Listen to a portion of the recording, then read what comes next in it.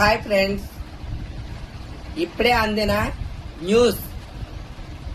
హైదరాబాద్ ప్రాంతంలో అనిమిని ఫ్యాక్టరీలో ఒక చింత చెట్టు మీద ఒక ఆడ మగ ఊసర మిల్లులు మరి చాన్నాలు బట్టి నివసిస్తున్నాయంట.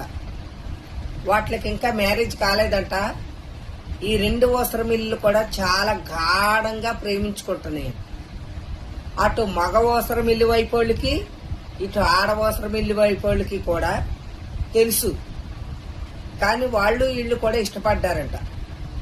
ఏం జరిగిందో ఏమో తెలియదు, కానీ ఇవాళ ఉదయము ఆడ ఊసర మిల్లిని మరీ క్రూరంగా మగ ఊసర మిల్లి చంపేసిందంట.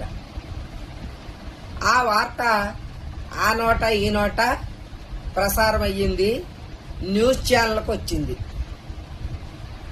ఏం జరిగిందని చాలా క్రిటికల్గా మరి గాలింపు చర్యలు చేపడుతున్నారు. అందులో తెలిసిందల్లా ఏంటంటే ఆ రెండు చాలా గత 5 సంవత్సరాలుగా చాలా గాఢంగా ప్రేమించుకుంటున్నాయంట.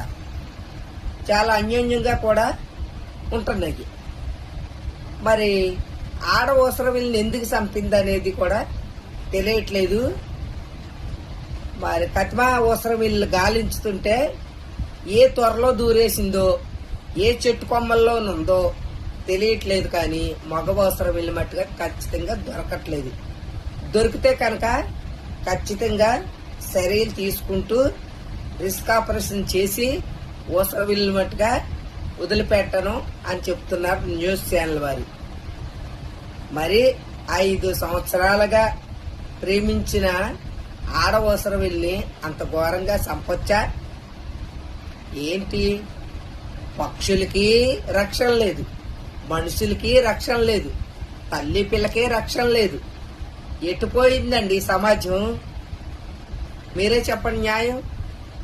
ఏదేమైనప్పటికైనా మగ ఊసర మిల్లి దొరికితే కానీ ఆడ ఊసర మిల్లి ఏ రకంగా చంపింది, ఎందుకు చంపింది అనేది కూడా మరి ఎవ్వరికి కూడా అంతు చిక్కని విషయంగా మారిపోయింది.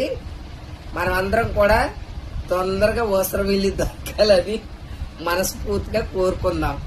నేను కూడా అలాగే కోరుకుంటున్నాను. మరి ఆడ ఊసర మిల్లి తల్లి అయితే కనుక చాలా రోధించేస్తుంది. మరి మీరేమంటారు ఫ్రెండ్? దొరకాలని కోరుకుంటారు కదా. అనిమిని ఫ్యాక్టరీలో అన్యోన్యంగా ఉన్న ఊసర మిల్లుల కథ ఇది.